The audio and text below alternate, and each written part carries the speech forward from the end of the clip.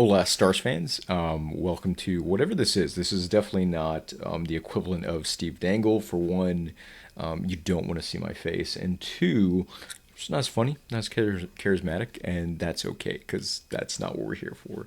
We're not here to have a good time. We're here to be as hypercritical as possible and just be negative all the time, even if the Stars are winning and doing amazing, which is because I feel kind of what I'm generally sort of here for. But anyways, I don't know. This is probably not going to be a game to game thing, but it definitely felt like something I should do for the for the first game of the season.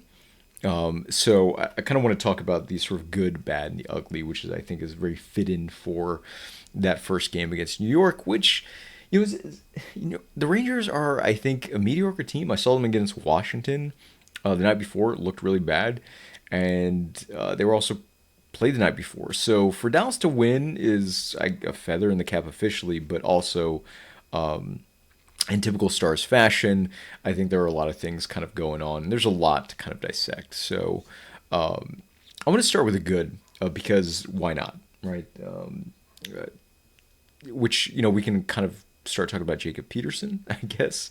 I don't think there was as much good as I would have liked in a win, but nonetheless, we can definitely start with Jacob Peterson, who scored his first goal in his first NHL game, which is really nice.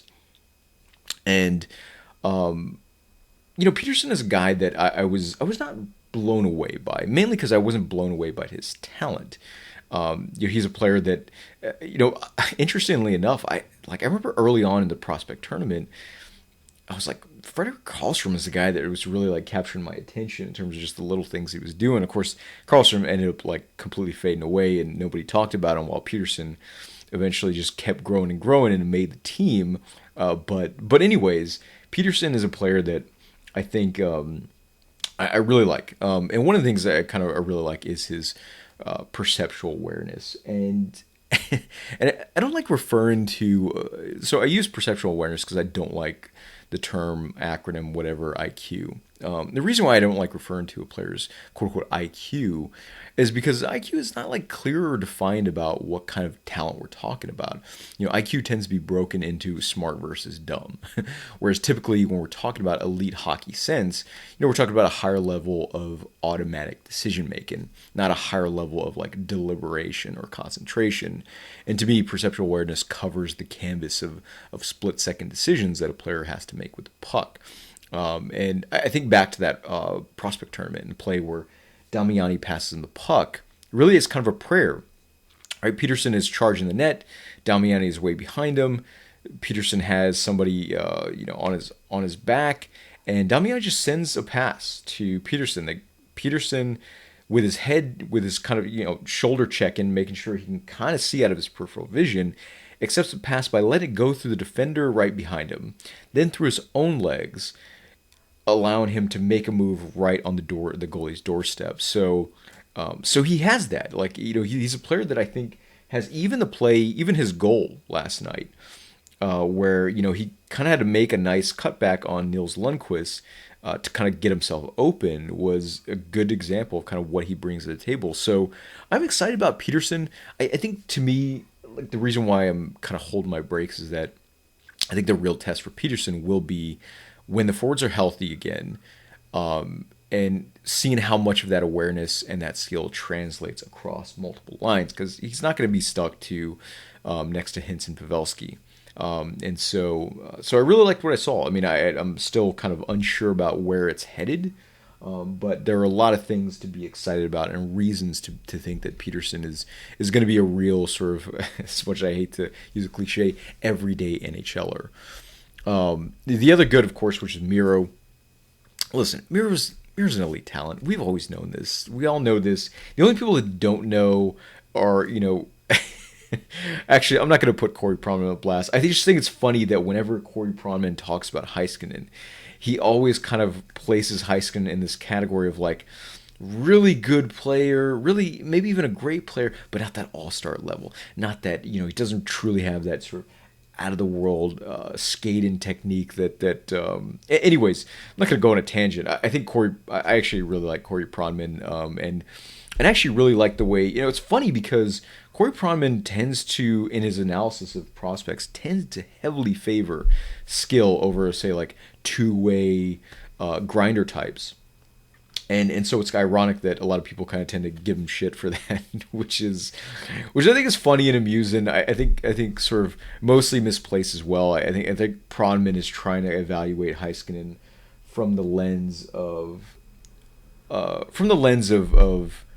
just like raw skill sets, like a collection of raw skill sets, as opposed to kind of the complete sort of player and package and how that interacts with the dynamic of the team and the system and his teammates and so forth. In addition to the fact that he tends to value defensive play less, which is something that Heiskanen excels at, right? So I don't think Pronman is wrong per se, and I think it's maybe a little sort of, maybe fans are a little too quick to protect Heiskanen there. But I do think that, we can safely say that, yeah, Corey, like, just show some respect. Heiskanen is super elite. But to me, like, I think there's something else going on with Heiskanen, and something I actually technically wrote about for I don't know if I wrote about it for D Magazine per se, but oh, by the way, like, I do want to kind of go on this like really quick tangent because I am going to plug some of my work for D Magazine, and I just want to say that writing is weird. And if you're here, you're probably here because I've been writing for Defending Big D, for example, for 5 years, something like that. So if you're here, you're probably here because you've read what I've written. And the thing about writing is that it's a skill job, and yet, unlike most skill job, the process for most writers is typically done alone, which sucks. I'm not talking about like writing on a topic and feeling lonely. I'm talking about having others help you define your skill set. And really to keep your personal bullshit off the publish button. Like, I like science fiction and prize fighting, stoner metal, philosophy, and Murder, She Wrote, and tacos. And if I had it my way, a hockey discussion would include all of that, but then I wouldn't be writing about hockey, right? It would just be some pompous asshole wanting to be the center of attention, kind of like now. But, I won't go on this tangent again, but, I say all that to say this. Like, if you're here because of my writing, I really can't stress enough, really checking out my work for D Magazine and the coverage for D Magazine, because Mike Paolucci is my editor, and it's been a blessing. It helps that he knows his shit, and that's no offense to anyone else in Dallas media land, but I'm lucky he's keeping me in check. Because again, writing is hard, and you rarely get a team to make it better. And I finally have a team, and that includes you guys too, people that like watch, listen, read my writing, whatever. And so I just want to throw that out there because again, going back to kind of what I was saying, I did try to put something together about Heiskanen, and I think my thing with Heiskanen is that I just still feel like Dallas is completely comfortable with him being really good and just leaving it at that, and not interested in exploring whether or not he can be better. So that to me is going to be the thing to watch out for. Like, is Heiskanen going to be a player that really has free reign to do things, not just play his normal, stout, intelligent defense, but also a player that's allowed to create? Because to me, the asterisk to the Heiskanen discussion, Heiskanen was great, but I didn't think the pairing with Esa Lindell was that good.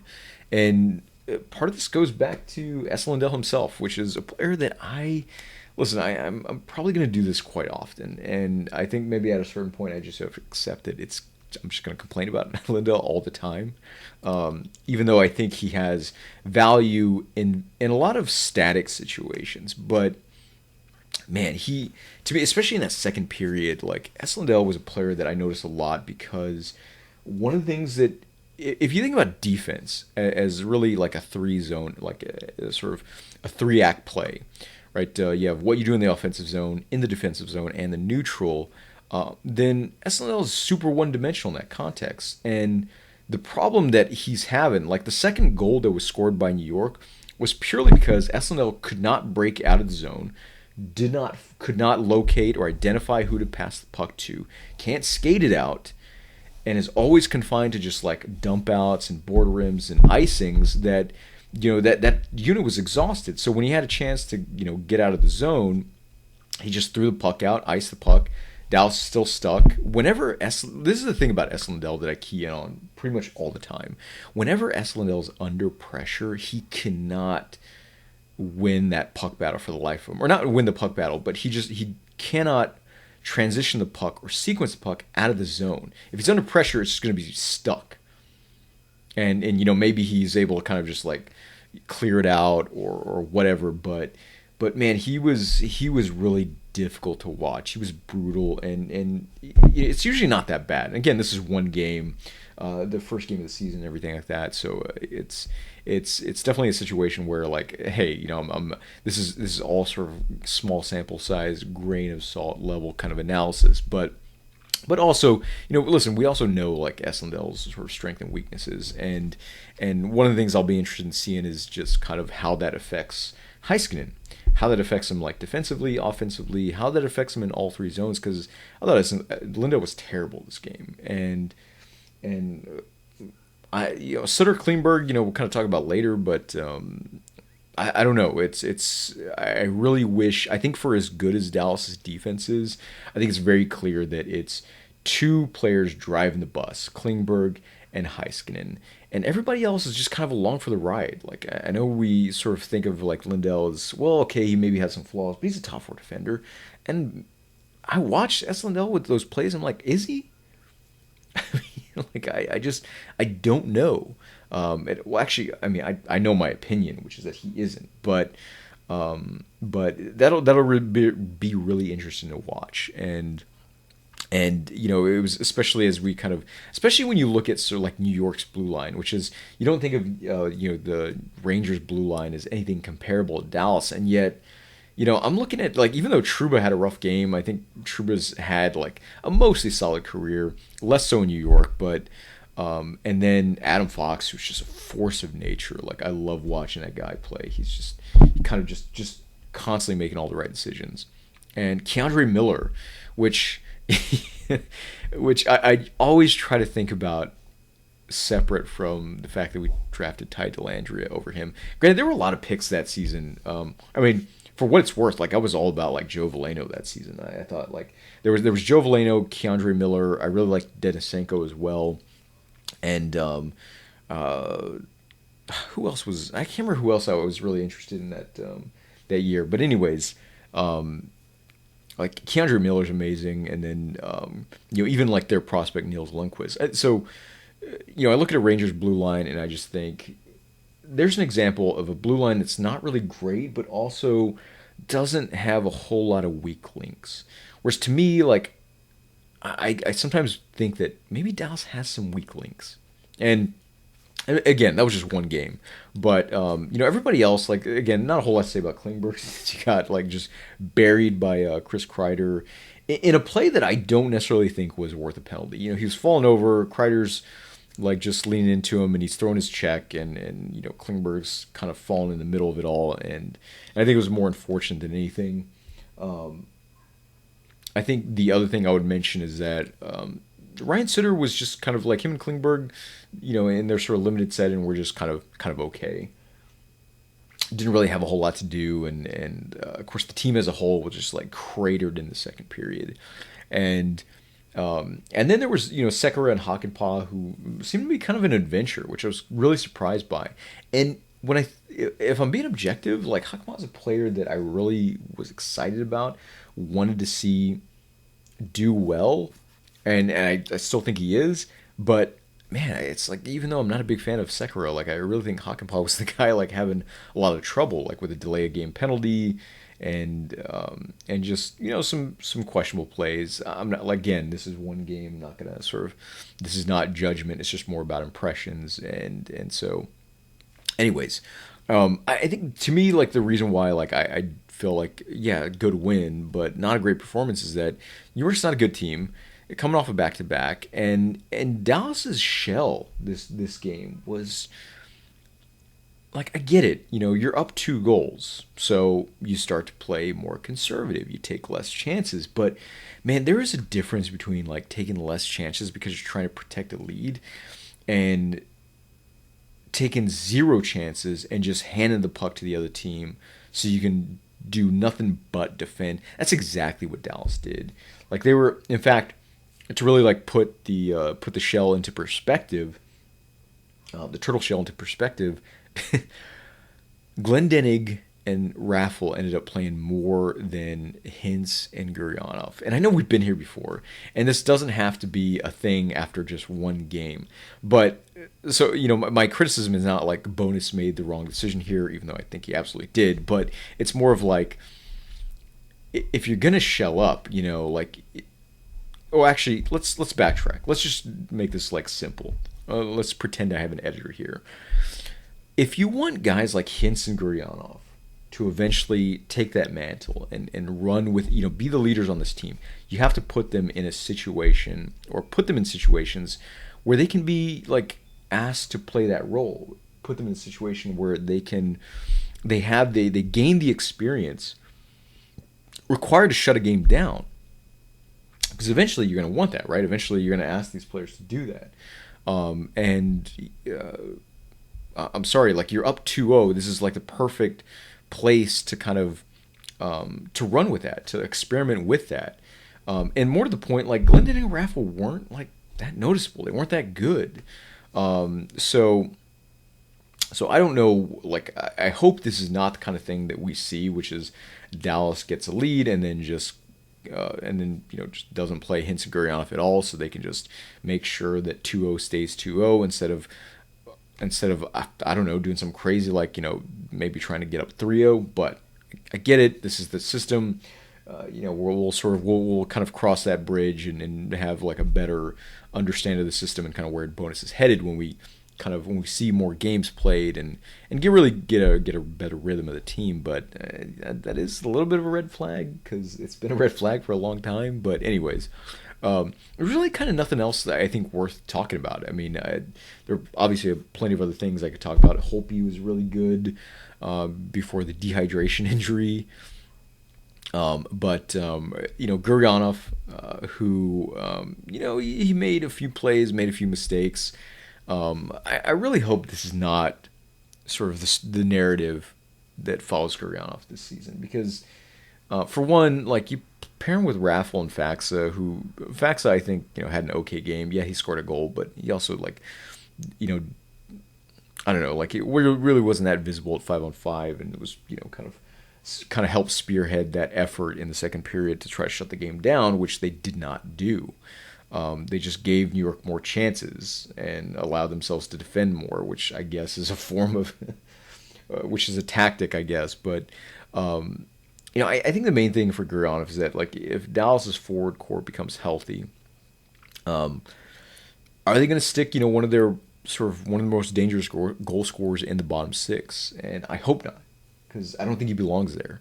I think Gurianov is a dangerous player, and I think when you have him, we were just talking about like that perceptual awareness in Peterson and kind of how he looks. And I think Peterson has the ability to kind of slow it down. Gurianov doesn't.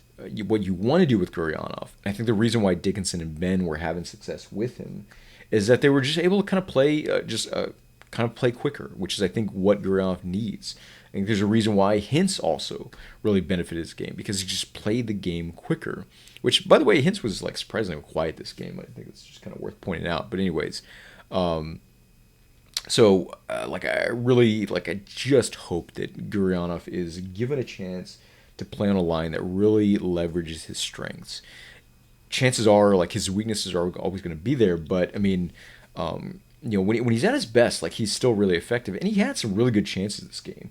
Kind of like him and Sagan were the two players that probably in another universe could have absolutely had some points, last night, which you can't say for everybody. But anyways, that's pretty much it. Originally I intended like a 10-minute review instead of we're going on 20 minutes just for one game.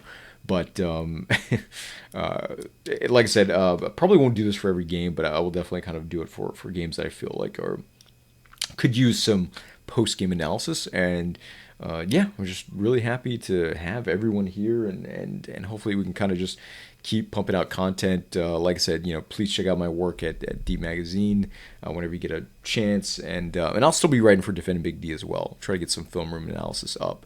because I know that's something I definitely want to do for this season. Really kind of keying in on the forecheck, kind of the way it's changed, if it has at all, right? And a lot of other things. Also, like the systems, right? The PK and the power play are going to be huge for this team because the PK has been bad historically under Bonus, and the power play has been amazing. So if somehow they can kind of make those twain meet, that'll be pretty critical. Probably like there's probably a lot of things I'm forgetting to kind of cover, but it's just one game. Those are things I wanted to talk about, and yeah.